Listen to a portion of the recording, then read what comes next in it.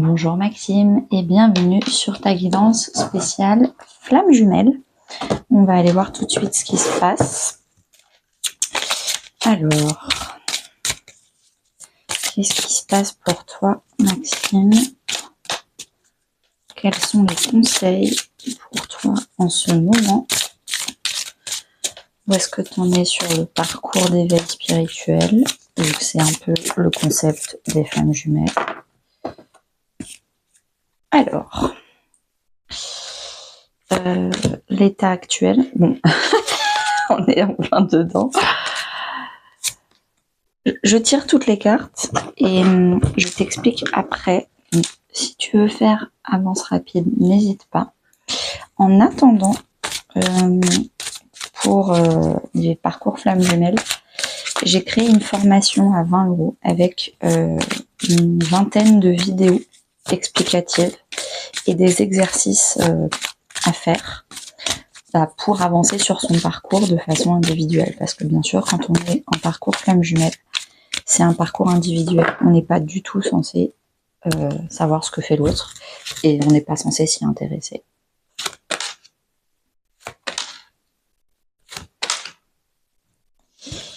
Ok, alors on va enlever ma carte de visite, hop, et je tire le tarot pour avoir plus de messages.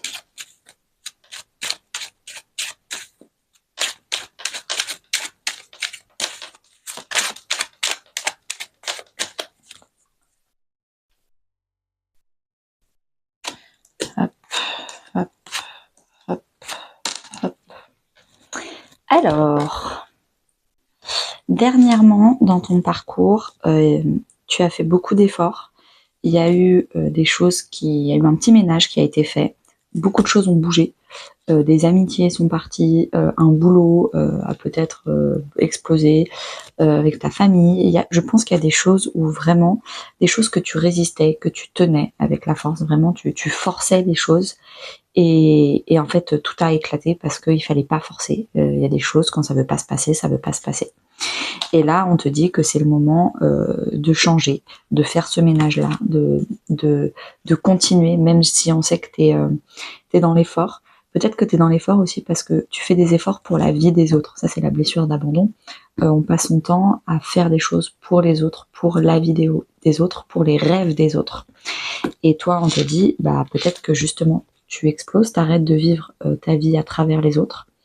Et tu fais du ménage, t'arrêtes ta blessure d'abandon de t'abandonner toi pour te sacrifier pour les autres. Et là, ça bouge en fait. Maintenant, tu te ressens sur toi, tu fais les choses pour toi. Ça, c'était dernièrement. Là, en ce moment, c'est cette colonne-là. Là, c'est le challenge. Là, c'est le conseil pour surmonter le challenge. Et là, c'est dans 4-5 semaines, l'issue. Donc là, tu as 4-5 semaines, un bon mois, pour comprendre le challenge, comprendre où est-ce que tu en es, appliquer les conseils et t'en sortir.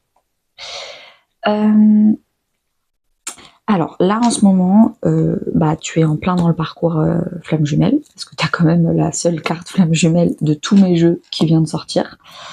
T'es vraiment, tu te projettes dans le futur, tu te dis si je suis dans le parcours, dans le futur je pourrais me réunir avec elle, mais là pour l'instant je me fais rejeter, pour l'instant je ne suis pas à la hauteur, j'ai pas assez guéri. Avec le 5 de Pentacle, on est sur la blessure de rejet, avec la fuite, et donc c'est vraiment sur c'est vraiment le syndrome de l'imposteur. J'ai pas encore travaillé sur moi, j'ai pas encore fait ce qu'il fallait. Alors, est-ce que t'es runner ou chaser? Tu me l'as pas précisé sur le site internet, mais là pour l'instant, dans le passé, t'as travaillé ta blessure d'abandon. Là, on te demande de travailler ta blessure de rejet. Alors, si tu es chaser, je pense que ta blessure d'abandon, tu l'as travaillé dans ta vie perso. Et là, avec tout ce qui est projet et le 5 de Pentacle, la blessure de rejet, tu l'as dans ta vie professionnelle. Donc on te dit, là, oui, tu es flamme jumelle, mais on te demande de travailler, ou en tout cas toi, tu es en train de le faire là, de travailler plutôt sur ta vie professionnelle, de réaliser tes rêves, de te sentir à la hauteur, d'aller accomplir des choses où toi tu fuis pour l'instant, tu fuis tes rêves parce que ça te fait trop peur. Donc voilà, donc comme c'est une relation miroir, tant que toi, tu ne t'accompliras pas professionnellement parlant, la personne en face te fuira parce que tu es son rêve sentimental. C'est évidemment miroir. Le blocage. Alors, le blocage, c'est que du coup, il y a zéro changement dans ta relation avec la personne en face de toi, tout simplement parce que tu te trahis toi-même du fait de ne pas t'accomplir professionnellement parlant. Il n'y a pas de récolte, il n'y a pas d'avancée, il n'y a pas d'abondance financière et professionnelle. Tu es bloqué financièrement et professionnellement parlant parce que tu concentres, j'ai l'impression, ton énergie et en tout cas tes pensées, toutes tes pensées sont dirigées vers ta vie sentimentale. Et tu es en train de te trahir toi-même. On te dit qu'il faut que tu t'accomplisses, il faut que tu t'engages envers toi-même, envers tes rêves, envers tes envies, envers tes projets, envers tes dons et tes compétences. Il est là le blocage, en tout cas pour le mois à venir. Du coup, les conseils, c'est d'incarner l'impératrice. Que tu sois un homme ou une femme, l'impératrice, elle est enceinte d'un projet. Donc on te demande d'être en gestation de ton projet, de préparer ton projet. L'impératrice, c'est également la carte de l'affirmation de soi. Donc il faut que tu t'exprimes. Il faut que tu dises à tous les gens avec qui tu avais l'habitude de donner ton temps et ton énergie pour les aider à accomplir leur vie. Tu leur dis désolé, mais moi maintenant je veux créer mon magazine, mon journal, écrire mon livre. Enfin, je sais pas, j'ai dit ces exemples au hasard, mais c'est quoi ton projet? Et maintenant il faut que tu en parles, peut-être sur les réseaux sociaux. Il faut que tu en parles déjà autour de toi. Il faut que les gens sachent que tu as un projet. Il faut que tu commences à faire des rencontres, des rendez-vous, à concrétiser déjà aussi des rendez-vous avec toi-même. Tous les soirs, pendant une demi-heure, je travaille sur mon projet. Je commence à interviewer des gens qui ont fait la même chose que moi, juste prendre un café et leur dire ok, t'as fait comment? Moi j'aimerais bien me lancer, mais je sais pas comment, par où commencer, est-ce que t'as des conseils à me donner, etc. etc. Il faut t'accorder du temps pour ce projet, il faut t'exprimer, il faut vraiment t'affirmer. C'est vraiment une carte d'affirmation de soi. Avec l'enfant, là on parlait de gestation, et là on a encore la carte de l'enfant. La carte de l'enfant, c'est ou un enfant, un bébé, ou un bébé symbolique avec un projet. Tu as quand même deux cartes dans ta colonne des conseils de projet, de gestation, de il est temps de commencer ton projet, ton nouveau départ. Donc ça, c'est hyper important. Franchement, c'est hyper clair. Hein. Donc moi, j'ai l'impression que tu es plutôt de chaser. De toute façon, c'est généralement des chasers qui sont conscients du parcours, en tout cas. Pas du lien, c'est les runners qui sont conscients du lien en premier, mais les chasers sont conscients du parcours. Et c'est généralement eux qui font des demandes de guidance. Mais là, du coup, c'est vraiment, on te demande de te concentrer sur ta vie professionnelle et d'arrêter de la fuir pour que ton runner en face de toi arrête de te fuir. C'est en miroir. Dans 3-4 semaines, 5, qu'est-ce qui va se passer? Tu vas rompre avec toutes les personnes qui te font te sentir important parce que tu leur donnes du temps, parce que tu es important pour eux. Tu es important pour eux à partir du moment où tu es utile. Et je pense que tu vas rompre avec des gens qui t'enchantent, qui te font des minauderies, des sérénades, qui à chaque fois que tu donnes des conseils de ton temps, que tu leur donnes des cadeaux, que tu leur proposes des invitations, des dîners, des machins, c'est toujours à toi de faire le premier pas, de donner, d'initier quelque chose. Tu vas rompre avec ces personnes-là parce que tu vas te rendre compte que c'est des personnes qui ont confondu amour et utilité. Et toi aussi, tu l'avais confondu, et c'est pour ça que tu n'arrêtais pas de donner pour être aimé en retour. Et là, tu as compris qu'en fait, on va t'aimer pour qui tu es, tout simplement. Il faut qu'on t'aime parce que tu as des qualités, tu as des défauts, parce que tu as un type d'humour particulier, parce que tu as un type de conversation et que les autres aussi ont ce type de conversation, mais pas parce que tu donnes de ton temps, pas parce que tu es toujours là pour eux quand ça va pas, mais ça, quand ça va, ils sont pas là pour toi. Enfin, ouais, tu vois, c'est vraiment... tu vas rompre avec l'illusion.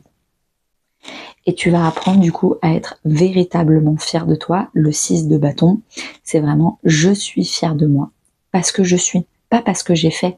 Par exemple, c'est vraiment la différence entre la confiance et l'estime de soi. Je l'explique bien dans la formation potentielle. quand on a confiance en soi, c'est la capacité à faire. J'ai confiance en moi parce que je sais apprendre. Je sais que si je sais pas faire, j'ai une semaine pour apprendre. J'ai pas peur de tomber, de me relever, d'apprendre. Et je sais que quand on tombe, tous les échecs, c'est une bonne expérience. C'est du positif, les échecs. L'estime de soi, à la différence, l'estime de soi, c'est vraiment je m'aime. Je m'aime et je me valorise. J'ai de la valeur. J'ai de l'estime pour moi, même si je ne fais rien. Je m'aime parce que je suis et pas parce que je fais. Donc je m'aime et je suis fière de moi, pas parce que j'ai un boulot, pas parce que j'ai une copine, pas parce que j'ai des amis. C'est pas dans le verbe avoir ou le verbe faire. Je m'aime parce que je suis une belle personne, j'ai des belles qualités. J'incarne ces qualités. J'ai des valeurs. J'ai des rêves.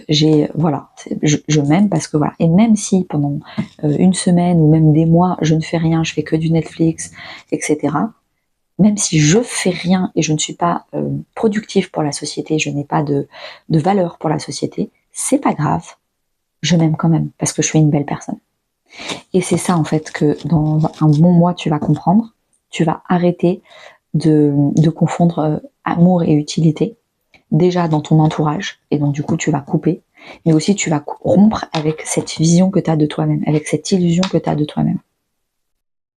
Et tu vas enfin apprendre à devenir fier de toi parce que tu es une belle personne.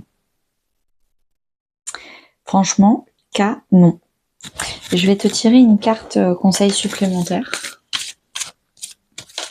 Désolée, j'ai peut-être parlé un peu trop vite parce que je vois que la vidéo dure 11 minutes. C'est peut-être un peu expéditif. N'hésite pas dans les réglages YouTube à ralentir la vitesse du son.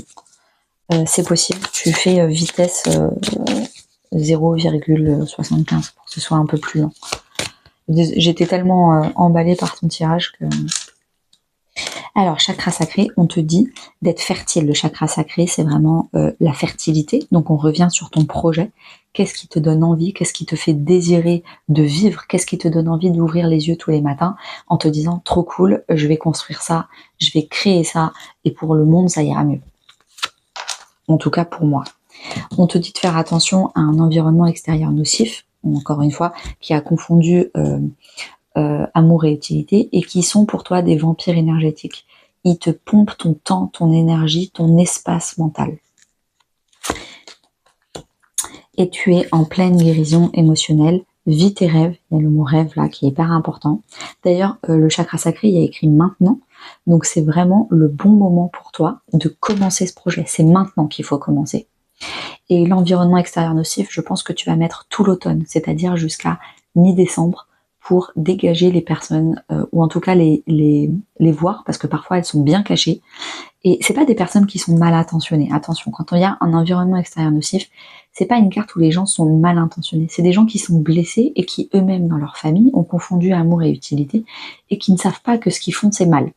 Tu n'es pas là pour leur apprendre. Tu n'es pas là pour les guérir. Tu es là, toi, pour aller vers des gens qui sont déjà guéris. Quand on est dans un parcours d'éveil, on n'est pas là pour éveiller les autres. On est là pour guérir nous-mêmes, accomplir nos rêves, c'est ça le parcours flamme jumelle, et aller vers des gens qui sont déjà en conscience de leur guérison. Ne perds pas ton temps à essayer de leur ouvrir les yeux parce que tu es accroché au passé et tu as besoin de réassurance, d'amitié de longue date, etc. On te dit que ces amitiés-là, elles t'ont appris plein de choses ce dernier cycle, mais là, il faut commencer un nouveau cycle d'éveil. Et malheureusement, il faut s'en distancer. Ça ne veut pas dire qu'il faut couper les ponts avec ces personnes-là, mais en tout cas, certaines personnes, oui, parce qu'il y a la carte de la rupture. Mais en tout cas, s'en distancer. Et tu vois, c'est un peu, on a des cercles d'amis. On a le premier cercle qu'on voit plusieurs fois par semaine, le deuxième cercle qu'on voit quelques fois, et puis le troisième cercle. On te demande, que ce soit de ta famille ou de tes amis, de faire les chaises musicales. Il y a plein de gens de ton premier cercle qu'on te demande de mettre au troisième. Pour laisser de la place pour le premier cercle, pour que l'univers t'amène des nouvelles amitiés. C'est vraiment l'adage, vaut mieux être seul que mal accompagné. Et là, tu es en pleine guérison émotionnelle. Si j'ai raison et que tu es vraiment dans la blessure d'abandon parce que tu es chaser, c'est quand même 90% sûr que tu as le syndrome du sauveur et que tu vas vouloir sauver et faire ouvrir les yeux à ces personnes-là. On te dit non, ce n'est pas le but. Le but, c'est de te sauver toi. Chacun doit devenir son propre sauveur et tu dois guérir toi, tu dois t'occuper de ton projet professionnel. et tu dois pas t'occuper de ta runneuse, et tu dois pas t'occuper des autres qui sont malheureusement dans des mauvais schémas. À la limite, tu peux leur envoyer des vidéos, une, c'est tout, leur proposer ma formation. Si elles ont toujours pas compris au bout de 24 heures, tu laisses tomber. Tu laisses tomber. On arrête le syndrome du sauveur. Ok, 3 conseils qui résument très bien la guidance, je pense. N'hésite pas à me faire un retour sur ma page Google et à me laisser un commentaire sur YouTube sur ce que tu en as pensé. Très belle journée à toi.